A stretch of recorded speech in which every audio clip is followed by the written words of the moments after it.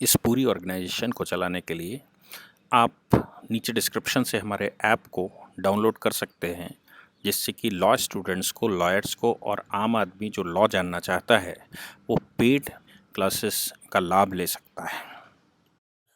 नमस्ते, सदावत सलेम मातृभूमि में हम लोग आज डिस्कशन करने वाले हैं जम्मू कश्मीर में जो राजनीतिक दल गुपकार डिक्लेरेशन, गुपकार अलायंस बनाकर बैठे हुए थे और ये कह रहे थे कि वो चुनाव नहीं लड़ेंगे, राज्य में युद्ध लड़ेंगे, राज्य में लड़ाई लड़ेंगे।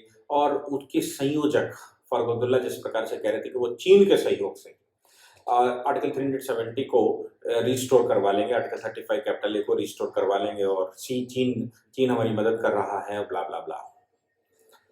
जम्मू कश्मीर के इन राजनेताओं की राजनीति कैसे बदलती है उसका आज 2 दिन से जीता जागता प्रमाण दिखाई दे रहा है। गुप्ता अलायंस के जो लोग थे उन्होंने एक बैठक की। बैठक करने के बाद मतलब एक मीटिंग की। मीटिंग करने के बाद डीडीसी के चुनाव, डिस्ट्रिक्ट डेवलपमेंट काउंसिल, मैं आपको बता दूं जम्मू कश्मीर में डीडीसी बहुत ज्यादा स्ट्रांग बॉडी होती है। पीछे पंचायत चुनाव में इन लोगों ने विरोध किया था, निकाय चुनाव में इन्होंने विरोध किया था, अब डीडीसी के चुनाव का नंबर है। District development council main body होती है जिसके पास सारा धन और बल रहता है।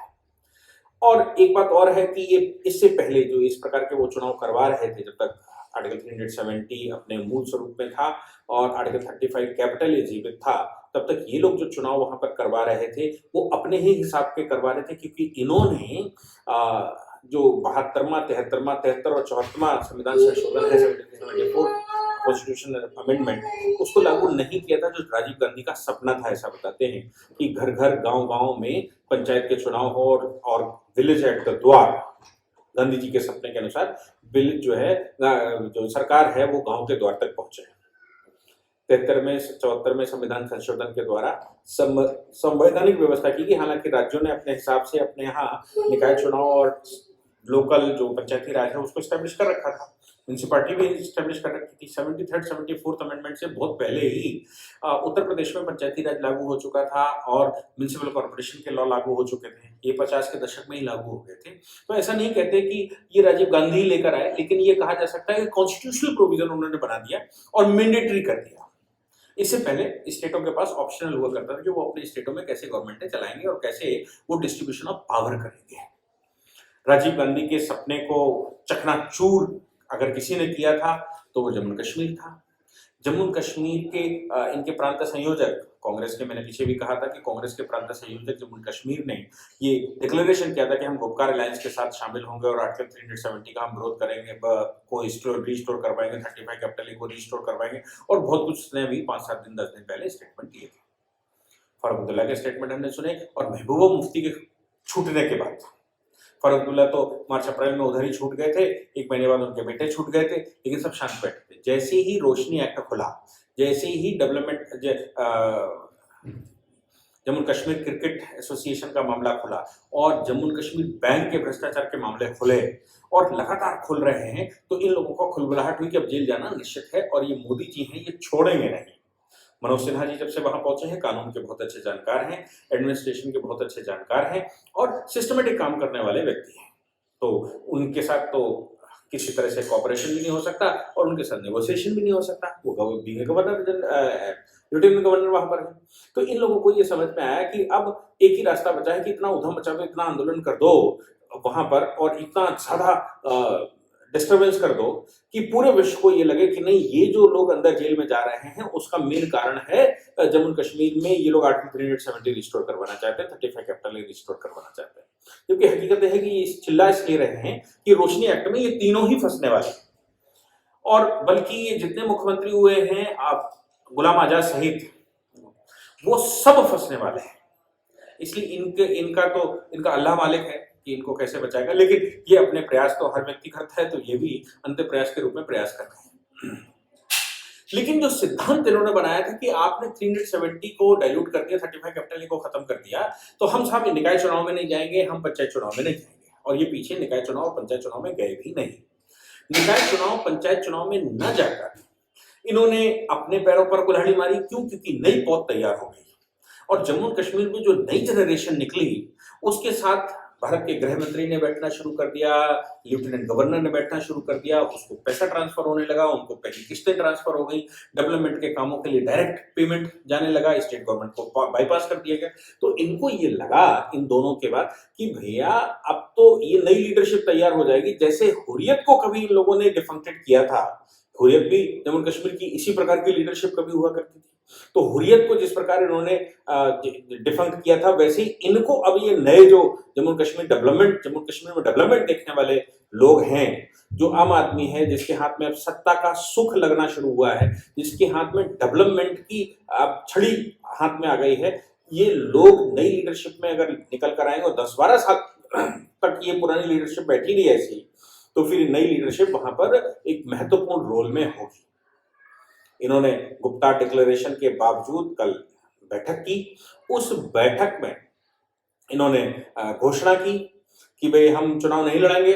बाद में उस बैठक में बड़ा अच्छा काम हुआ कि इन्होंने धोखे से, भले ही धोखे से ही पूछा हो, धोखे से पूछ लिया भाई ये जो डीडीसी के चुनाव हैं, जो मेन बॉडी है जम्मू कश्मीर के सरकार के पास, सरकार के बाद सबसे ज्यादा स्ट्रांग बॉडी डीडीसी रहती है, और जिस समय सरकार नहीं है वहां लेफ्टिनेंट गवर्नर का शासन हो चुका, वो यूनियन टेरिटरी हो चुकी, तो डीडीसी ही मेन रोल में आएगी, डिस्ट्रिक्ट डेवलपमेंट काउंसिल। तो डीडीसी के चुनाव में जाना है क्या, मुख्य लीडिंग पार्टी के ये जो लोग हैं, ये शायद अंदर से इस मन को बनाए बैठे थे कि हमारे लोग ये कहेंगे कि नहीं जाना है, हमें पूर्ण रूप से विरोध करना है, जम्मू कश्मीर को डिस्टर्ब करके रखना है। लेकिन वहां बैठक में उपस्थित तमाम दलों के लोगों ने हाथ उठाकर कहा we have to go to the election.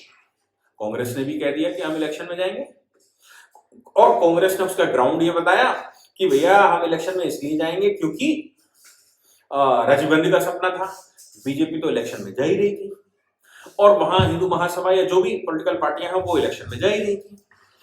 Bhimsen, professor Bhimsen की बारे में मैं आपको बता दूं, हालांकि वो एक हिंदू लीडर थे इसलिए मैं उनके बारे में कभी बोलता नहीं था, लेकिन प्रोफेसर भीमसेन एक ऐसे व्यक्ति रहे हैं जिन्होंने जम्मू कश्मीर का सर्वाधिक नुकसान किया, क्योंकि जम्मू कश्मीर में जितना गलत हुआ उसकी पिटीशन ले जाने वाले प्रोफेसर भीमसेन थे, और भीम सिंह के साथ ये जो पोजीशन जो पार्टियां थी वो मिली हुई थी, और इनके माध्यम से कोर्ट में केस फाइल करवाते और कोर्ट में ये डिसमिस करवाते, कि इतनी कमजोर पिटीशन लगाते कि डिसमिस हो जाता और उसके बाद कोर्ट का रास्ता भी खत्म हो जाता। जब हम 370 के केसेस कर रहे थे, 370 का जब पूरा मामला देख रहे थे, तो सामने आ रहा था कि नुकसान करने वालों में सबसे ज्यादा अपोजिशन में अगर कोई है तो वो प्रोफेसर भीमसेन थे। कल प्रोफेसर भीमसेन का ये सारा खेल सामने खुल कर आया, क्योंकि गुपकार अलायंस के साथ भीमसेन मिलने गए। अभी तक भीमसेन ये कहते थे कि हम साहब भीम सिंह जी की ये जो सब चल रहा है हम इनके विरोध में, और हम पता नहीं क्या 370 हटाने के समर्थन में हैं, और वो भाषण देते रहते थे, और इसको लेकर वो मुकदमे डालते रहते थे कोर्ट में, और मुकदमे डिसमिस होते रहते थे, जिसके थ्रू हमारे सारे रास्ते बंद हो जाते थे। कल प्रोफेसर भीमसेन ने कहा कि हम बैठेंगे गुपकार अलायंस के साथ, और वो गुपकार अलायंस के लोगों से मिलने गए।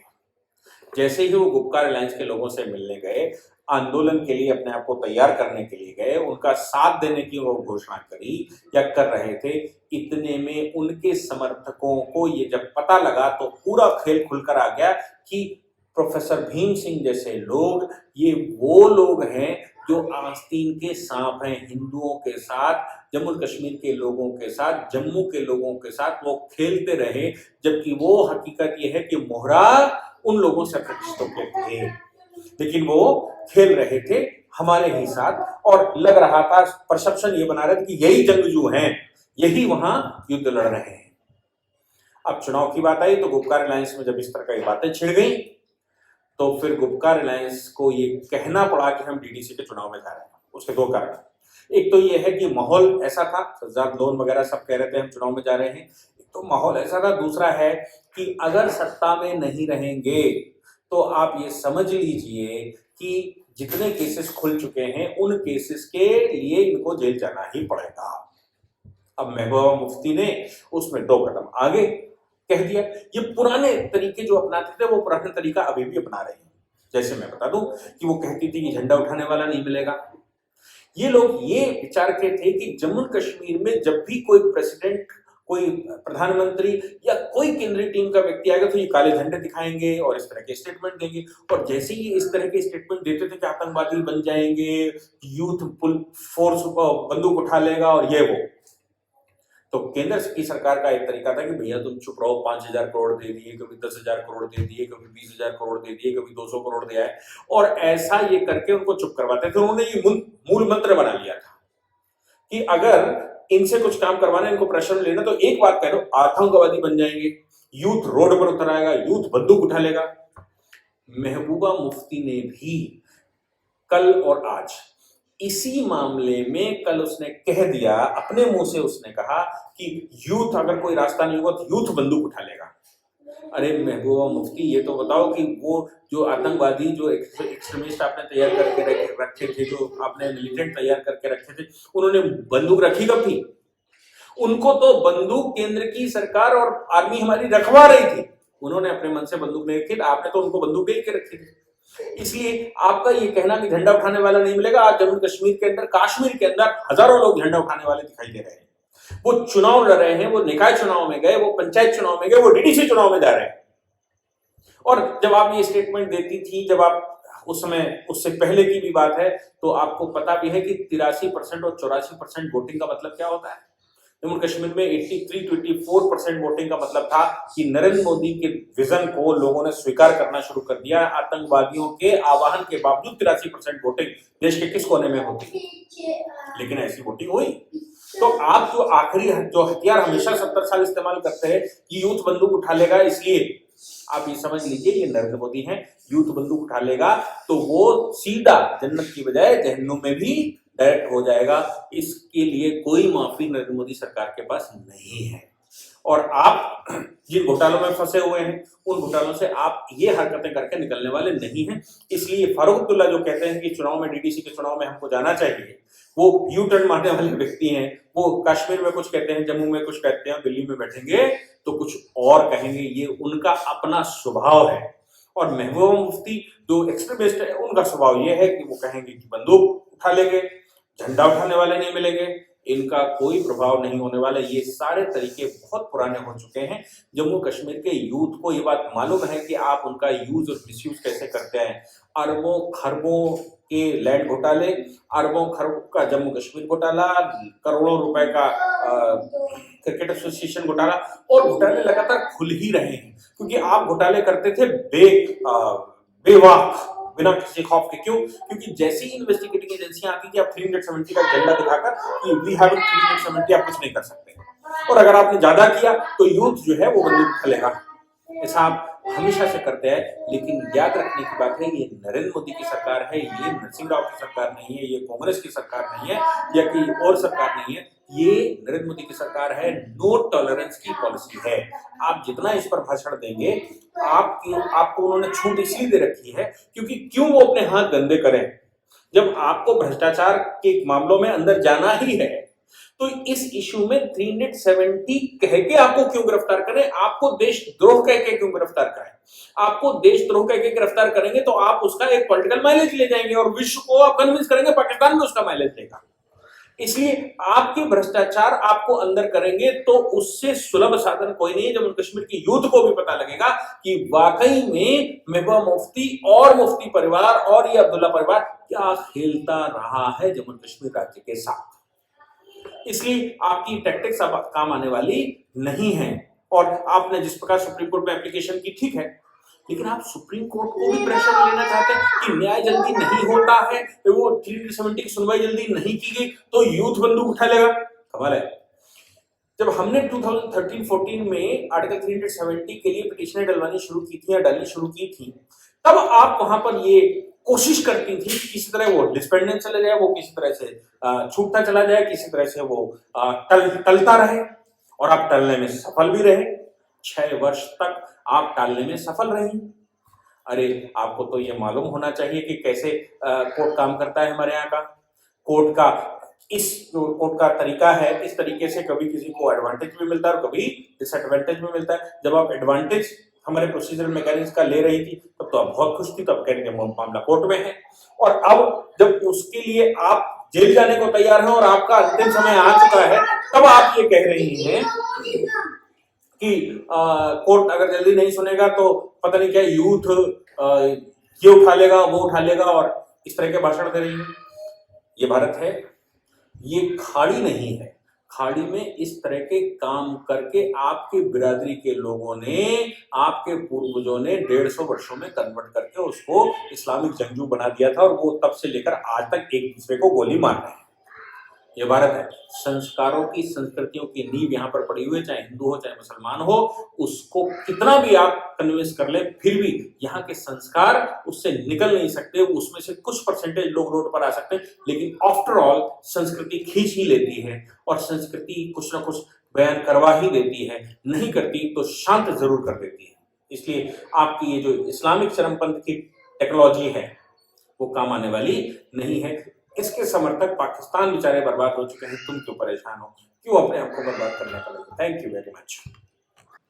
इस पूरी ऑर्गेनाइजेशन को चलाने के लिए आप नीचे डिस्क्रिप्शन से हमारे ऐप को डाउनलोड कर सकते हैं, जिससे कि लॉ स्टूडेंट्स को, लॉयर्स को और आम आदमी जो लॉ जानना चाहता है वो पेड क्लासेस का लाभ ले सकता है।